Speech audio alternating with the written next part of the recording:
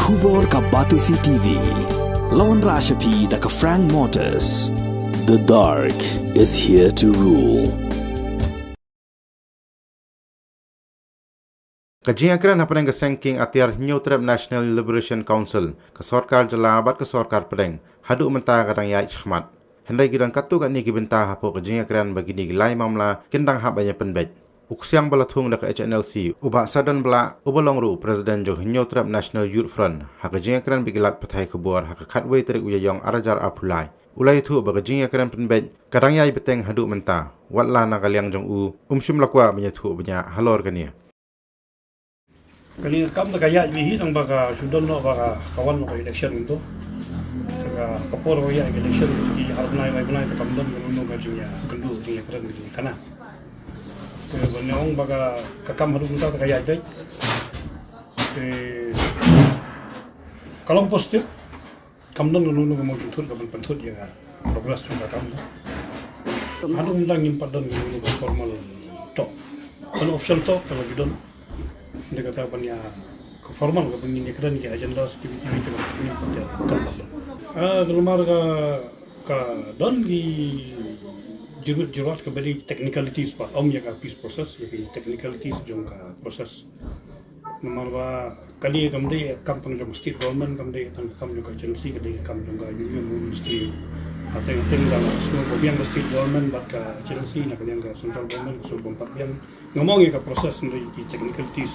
Hati-hati central government ke kuat kumui ke state ke kuat ke hapun wandu kumui tema nagaleng kaseng ke hapun wandu kumui long kita di technicalities ki bang ya ni ya siang ke penoi adu ni sini bang tadi ka agenda sin sabu andala de ka formal top yang tang bala sekolah di agenda san ni kali kam de ka kam ka bala kan ki normal almost 40 years ajak suppose nam ka struggle ka layan ke ban Jylla kerki ru yo ka ni pat penunu ka ba mi Hapdeng hagi bubun gilian kamu mengibu dan lain lalu kan sedang ke ngapain dah ada keput min saya hab ni ban terus anda ada ke formal talk to tin happen lalu ikut itu so nanum pala anjir keten penting no yang mana kemari nomor kumba PD bantu nomor tipor ba suara election dan kalian foreign secretary political secretary lawan sini, asas sini, kementar balaksa sini di Ushaman,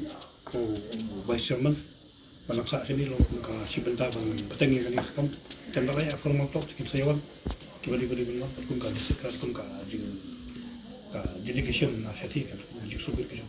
Dan yang central government, state government, kamdan kalau long ba, kinong serius lagi ya, kita kalau pura. Follow a kind of ceasefire arrangement.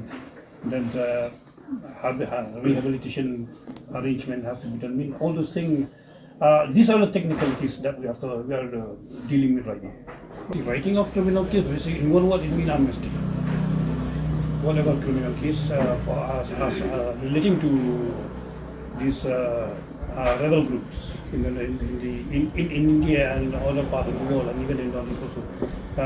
Waiving of criminal cases is a general plan within the amnesty. So far, amnesty we have not yet discussed at any level. You see, lead by he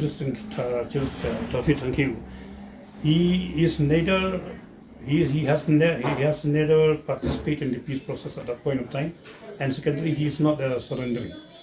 He is a retiree of the organization. So it does not be fitting for him also to claim for the rehabilitation because he has never surrendered, and at that point in time, the peace process is not in process. So it is befitting what he has done. So far, we have from the Hnlc and from my side, we have not put any kind of discussion or agendas regarding the rehabilitation. You see.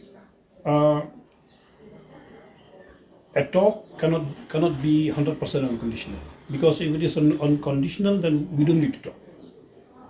There are agendas like political agendas, political issues, and other issues concerning the stand of the Hnlc, which has been there for the last 37 years. So basically, we cannot say that the talk can be have to be unconditional. There are conditions that we have put forward. Cases when the talk is on the table, then we can deliberate, we can negotiate, we can talk about all these cases. So right now the concentration is basically on the process to move forward. Already there is safe passage. Since I think I have held a press conference regarding the safe passage of the leaders who are partaking in this entire process of peace. Yeah, the government has already endorsed that safe passage.